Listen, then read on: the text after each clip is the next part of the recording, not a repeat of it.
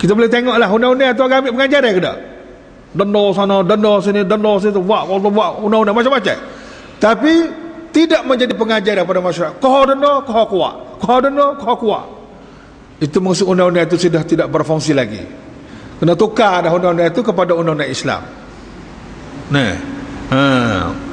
Wallahu bima ta'maluna khabir. Nah.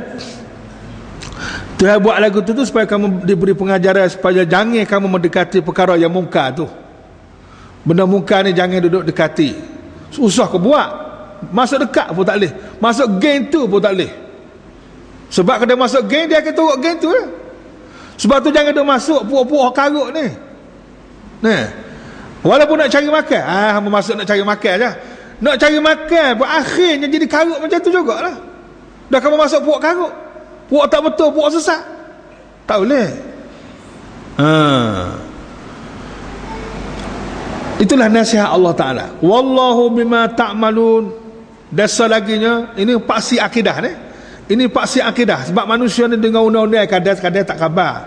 Dengan undang-undang, dengan hukum jenis babi ni kan. Tak dengar kata. Nak buat juga lepas pada tu. Ingat, dalam keadaan tu pun Allah Ta'ala masih cover. Allah Ta'ala tengok belakang. Wallahu bima ta'maluna khabir. Ingatlah Allah itu khabirun, amat mendalam pengetahuannya bima ta'malun, akan apa yang kamu lakukan. Maknanya hak kamu buat tu bukan setakat dunia ni je. Allah Ta'ala ambil bagian ni sampai ke akhirat kena cara lagi. Dia Tuhan tahu semua apa yang kamu buat. Sama ada kamu tu rakyat biasa, sama ada kamu tu kerajaan, sama ada kamu tu pemerintah, sama ada kamu tu pihak berkuasa, ada kamu tu siapa, semuanya Tuhan tahu belakang, tak boleh nak susu. Walaupun rahsia-rahsia kerajaan ni dia ada aktanya, rahsia kerajaan. Rahsia kerajaan hak comel tak apalah. Tapi kalau rahsia kerajaan hak karut, hak tak betul, hak menipu, hak khianat, hak zalim, rasuah dan sebagainya, nak susuk ke siapa? Nak susuk ke rakyat boleh lah. Nak susuk ke orang kampung boleh. Nak susuk orang tertentu boleh. Tapi nak susuk kepada Allah boleh? Tak boleh. Allah Ta'ala tahu belakang hak kerajaan, hak rakyat, hak berapa pun, dan semua akan dibicarakan di mahkamah Allah Ta'ala nanti. Kerajaan Malaysia pun kena cara, kerajaan Filipina pun kena cara, kerajaan Thailand, semua kerajaan atas dunia pun kena bawa ke mahkamah belakang. Rakyat pun begitu juga, orang biasa pun begitu juga, orang jahil, orang alim, semua akan dibawa ke mahkamah Allah Ta'ala. Sebab Tuhan rekod semua untuk dibicarakan di akhirat nanti. Akhirat adalah akhir sekali. Itu maklumat awal kepada kita semua, dan juga kepada kerajaan, kepada pemerintah, pada siapa pun inilah maklumatnya. Itu ayat akidah. Sebab manusia ni kadang-kadang dia boleh sesat dengan undang-undang. Tapi orang yang duduk atas pada undang-undang, rakyat biasa ni undang-undang lah, boleh ke mahkamah. Tapi orang yang atas pada undang-undang, orang tak pakai samin tu, orang tak pakai samin, lagi mana? Surah pada Allah. Surah pada Allah, dan Allah Ta'ala tahu belakang. Lah nak buat mana pun, tapi kamu akan dibawa ke mahkamah Allah Ta'ala di akhirat nanti. Sebab Tuhan rekod semua, tahu belakang. Malaikat kiri kanan dia buat kerja siang malam untuk buat laporan. Itu ayat akidah dia panggil ayat akidah. Jadi manusia ni kalau tak reti dengan undang-undang, dia inilah dengan Allah Ta'ala. Tapi kalau dengan undang-undang pun tak reti, dengan Allah Ta'ala tak reti, itu memang sumum bukmu lah tu. Orang jenis somu, jenis bisu, somu jenis pekak, bukmu jenis bisu, omyo jenis buta. Orang yang ada 3 kecacatan ni, ada orang pekak, bisu, buta, royak lah gajah rimah ke dia pun. Tuhan kata fahum la yarji'un, mereka itu tidak kembali ke pangkal jalan. Juga kerah pedas itulah. Orang buta ni, orang ada 3 kecacatan ni, Tuhan kata somu, bukmu, omyo, fahum la yarji'un ni, orang pekak kan. Kalau dia pergi kok gapo nama, kok parik dalam ke gapo ke, kita kata jangan pergi kau tu, parik tu, bahaya tu, mati tu, terju parik ke, dia tak dengar, dia pekak. Tak, dia nak tengok hak jalan sebenar, hak mana betul, menyelamatkan dia, tak terju parik dalam tu, dia tak nampak muka dia.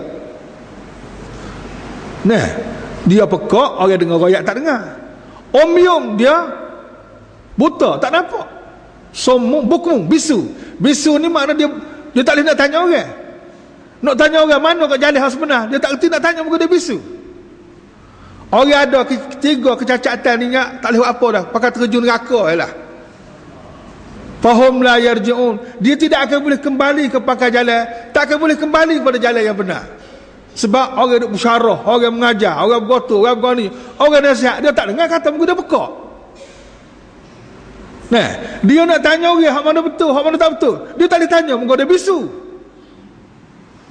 Nah, dia nak tengok sendiri jalan yang benar, dia tak boleh tengok, muka dia buta. Jadi orang ada tiga kecacatan ni, orang ke, jemaah ke, parti ke, kerajaan ke, siapa ke, ada tiga sifat ni, fahum la yarji'un, dia tidak akan kembali ke pangkal jalan. Serah pada Allah Ta'ala sajalah kitanya. Kok mana-mana pun Allah lah segala-galanya. Wallahu bima ta'maluna khabir. Allah ni tahu apa yang kamu lakukan. Dia bukan setakat tahu saja, dia ada tindakan lepas pada tu. Sebab tu dia ada mahkamah, dia ada syurga, ada neraka, dia kata kena. Sebab itulah puak-puak sekular, puak-puak yang tak dengar kata Allah ni, dia takut benar dia cara hak syurga neraka. Takut benar dia cara ke akhirat, pasal dia tidak mempunyai masa depan yang terjamin. Tu dia takut tu. Nah, orang yang percaya kepada Allah, beriman, takut apa muka masa depan tu, masa depan yang baik bagi dia. Faman lam yajid, kamu dia siapa-siapa yang tak dapat memerdekakan hamba. Kalau dia katalah dia buat jenayah tadi, kesalahan tadi, dia tak mampu nak merdekakan hamba, ada pilihan yang kedua. Fasiyamu syahraini, maka hendaklah dia berpuasa 2 bulan mutatabi'aini. Allah, ada letih sikit ni, nenek. Mutatabi'ain, 2 bulan berturut-turut. Puasa sebulan tu pun. Sebab tu jangan dia berkecek tak tukar lu. Risikonya tinggi. Mentang-mentang kita suami kak, ikut nak berkecek ikut dia tak boleh. Kena denda 2 bulan berturut-turut min qabli an yatamassa, sebelum mereka suami isteri itu bercampur balik sebagai suami isteri. Mana sebelum dia nak pulih semula suami isteri, sebelum dia boleh berhubung sebagai suami isteri, dia kena puasa 2 bulan berturut-turut kalau dia tak mampu nak merdeka sebagai hamba. Faman lam yastati', nak puasa mana kak, tua dah ni. Muka tua belakang nak ni. Ambil pilihan ketiga, fa it'amu sittina miskina. Akhirnya siapa yang tidak sanggup berpuasa, maka hendaklah dia memberi makan setiap orang secupak beras kepada berapa orang? Sittina miskina, 90 orang. Ni mudah sikit ni. Kena cari orang miskin 90 orang, kena bayar secupak seorang sebagai denda zihar. Ni ringan sikit. Ini semua ni zalika litu'minu billahi wa rasulih. Ditetapkan hukum itu litu'minu, untuk membuktikan keimanan kamu kepada Allah. Ni undang-undang Allah. Lepas tu Tuhan menetapkan hukum lagu ni, nak tengok nak teh kamu ni berimeh ke tak berimeh kepada Allah wa rasulih, dan rasulnya, dengan mematuhi serta menjauhi adat jahilah itu.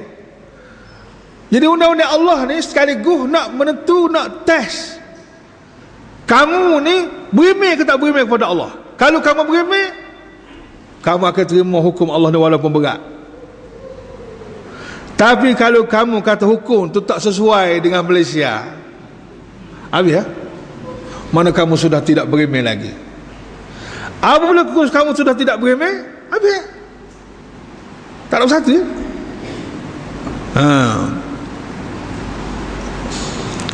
Jadi undang-undang ni pun merupakan satu ujian kepada rakyat, pada kerajaan nak tahu berimeh ke tak berimeh. Dia berimeh ni dia tak boleh pilih-pilih, kena berimeh semua. Hak senang ke, hak susah ke, hak, sebab undang-undang telah ditetapkan oleh Allah. Wa tilka hududullah, dan itulah dia batas-batas hukum Allah. Hudud-hudud ni mana tara, batas-batas, garis-garis besar yang Tuhan buat ada ketentuan dia tu, tak boleh kamu pindah. Sebab kamu bukan Tuhan, kamu bukan Tuhan, kamu bukan pihak berkuasa yang paling tinggi, kamu ni hamba. Kena ikut hudud, kena ikut ketetapan undang-undang yang telah ditetapkan oleh Allah. Allah, amba berasa sedih benar.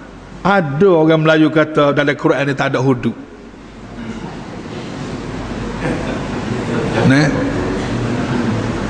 bapa yang duduk meniti di atas tiang licin. Pepatah kata siapa-siapa duduk meniti atas tiang licin, dia akan tergelincir pada akhirnya.